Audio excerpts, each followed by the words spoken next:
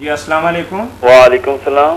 جی بھائی یہ پوچھنا ہے کہ یہ مطلب پوچھنا ہے کہ شیعہ کے پیچھے شیعہ اگر وہ جو آدمی فوت ہو وہ شیعہ ہو, ہاں ہاں اس کے پیچھے اس کا جنازہ پڑھنے والا سنی ہو اور پڑھانے والا بھی سنی ہو پڑھنے والا بھی سنی ہو, اس کا کیا حکم ہے جی؟ میت شیعہ ہے, نماز پڑھانے والا جنازے کی سنی امام ہے, پیچھے بھی سنی پڑھ رہے ہیں جی, تو آپ کیا پوچھتے ہیں کہ اس کا جو پڑھنے والا امام ہے اور اس کے جو مقتدی ہیں ان کے بارے میں کیا حکم ہے؟ نہیں, انہوں نے بہت اچھا کیا, کلمہ گو تھا, اس کی نماز جنازہ پڑھنی تھی نا, پڑھ لینی چاہیے. ہاں پڑھنی چاہیے. آخر آپ ہندوؤں اور سکھوں کو بلائیں گے کہ اس کو دفن کریں؟ نہیں, اگر وہ اللہ کے رسول کا کلمہ پڑھتا ہے, عقیدے اور نظریات تو ہیں, اس کا جواب دہ ہوگا اللہ کے ہاں, مگر جو شخص کلمہ اسلام پڑھتا ہے نا, ہمیں اس کے بارے میں یہ وہ رافضی ہو, خارجی ہو, کوئی ہو, کلمہ گو کا نماز جنازہ پڑھنا اس میں کوئی شک شبہ نہیں.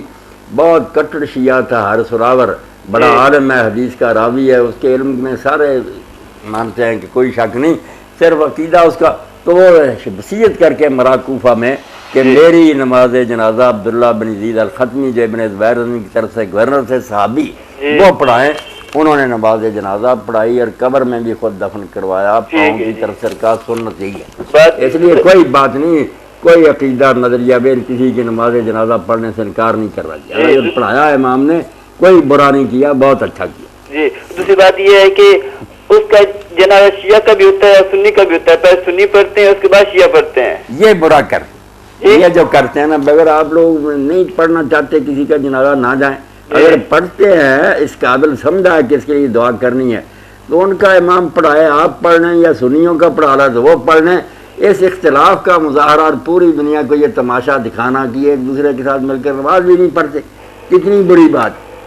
اب نماز جنازہ میں اختلاف کیا کہ 4 تکبیریں سنی حضرات کہتے ہیں, شیعہ 5 تکبیریں کہتے ہیں, وہ بھی صحیح مسلم اور دوسری کتابوں میں موجود ہے کہ اللہ کے رسول علیہ السلام نے 5 بھی کہی ہیں, صحابہ کرام نے بھی کہی ہیں.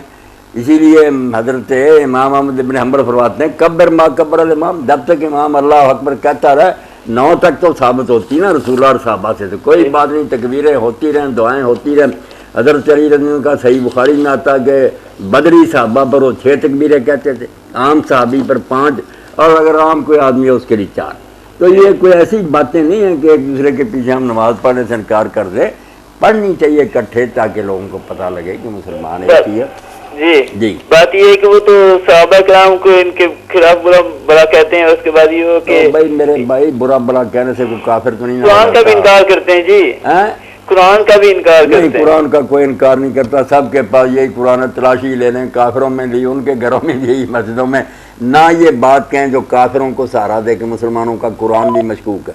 نہیں, سب مسلمانوں کے پاس ایک یہ قرآن. جی